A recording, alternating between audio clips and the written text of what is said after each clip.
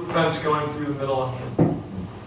It's written for the poet Alpha Michael Weaver, who will be coming to the Racine Kenosha area in October again.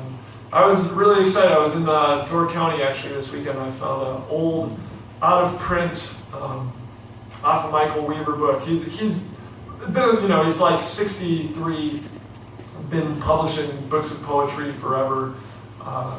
And he was still just Michael S. Weaver when this one was published. He's got a cute little afro.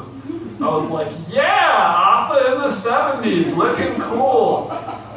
But he's an amazing dude. And he recently, not for his last book, but the one right before, I think it was in 2013, he won I think it's the Kingsley Tuft Award, which is the biggest financial prize for a single book of poetry in the whole world.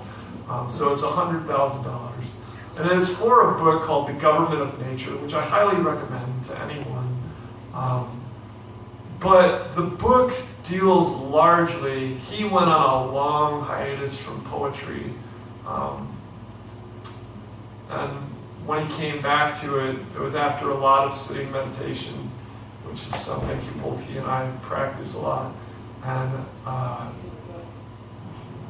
the book ended up not just being about nature and his Taoist beliefs, but a lot about recovery from being molested as a child, which he hadn't really written about up until that point.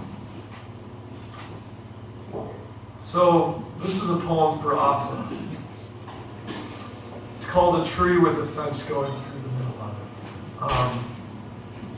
it. I call him my poetic granddad. I call him Pop Pop. Even though he's like the age of my dad, I say poet years are like dog years, kind of.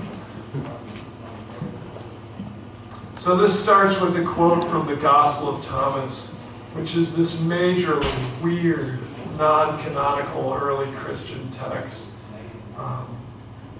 Jesus says, if you have something in you and you bring it forth, it will be the very thing that gives you life. And if you have something in you and you do not bring it forth, it will be the very thing that destroys you.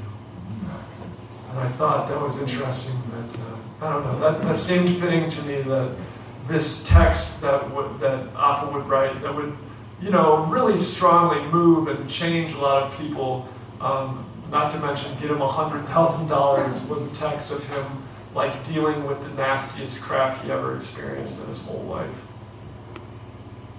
So here we go. Thanks again for being here tonight, guys. A tree with a fence going through the middle of it is a lesson in patience, persistence, and faith. Granddad Beefcake of an I don't know what, because I don't know jack about trees, but big and old and gorgeous as elephantitis, a gnarls Barkley pyrotechnical foul. Frozen fireworks, freeze-frame 4th of July, and even more so with that fountain of autumn on top. But then there's this thing, this rickety ass clown of old planks and wire, passing straight through like a specter. Whatever it was made to divide, the lands has reunited, and now it looks as silly out here as a spaceship. This spent fence, so flimsy, most of it's parallel to the prairie at this point. I can walk right over it, my boots barely notice the barbs. But not the parts on either side of the tree. They still stand at attention. It's not till you get a few paces away that it twists and demurely lays down. Pop Pop, you too have been thusly interrupted. Something early in your making a man shouldn't have put there but did. And so it became as much a part of you as your name, and so it had been internalized and lived in your guts like a baby. A tree with a fence growing through the middle of it is a reminder that I don't know shit about shit. The ornate labyrinth of bark that adorns you, it once must have been so smooth. The serpentine root system that must be buried beneath the prairie. The branches rotunded over the fragile fence like a mother protecting her children. It holds hands with its man-made companion, which man made out of dead kin, kindling. Like, I am committed to working with you on this. Is that what marriage is? Is this an epithalamium? Pop, we're exquisitely sensitive, and yet we'll adapt to anything. And here I done fucked up another pastoral by saying things like ass clown and done fucked up. A tree with a fence going through the middle of it is a lesson, a taking away. If you still don't understand, then ask the boulder that stands under the gentlest, consistent drip of water. Ask it once every year from now, and its answer will get deeper and more reflective the more it softens with age. Gorgeous tree, elderly freak, bald spots in your canopy, abandoned cicada exoskeletons clinging to random cracks in your trunk. You are gorgeous as the roofer who falls off the roof, a spire of rebar leaving his skull through the eye socket. Even more gorgeous, you are like the awestruck doctor talking face to face with the roofer days after. You are like the doctor's disbelief, slack jaw, and oscillating head as the roofer complains of mild occasional headaches.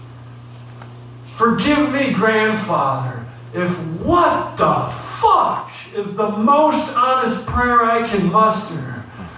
But when the flood moves the unmovable thing, who can but question their master? Damn, I say, and damn again. Look at your fingernails. This is not rhetorical. Look at your fingernails. Come on now. There you go. Look at your fingernails. Are they moving? I'm a miracle junkie. I huff the umbilicus of rust wire that juts from your trunk. I am committed to working with you on this, the living tree says to the plank of dead one. And then it slowly reclaims its cousin over the course of several decades. A tree with a fence going through the middle of it is the entrance to the kingdom, making the two one. Because what we internalize becomes who we are, whether we want it or not. At some point, it doesn't matter anyways. Because to remove the fence, you'd have to kill the tree. That's why we don't remove the fence. We just embrace it. Thanks a lot, everybody.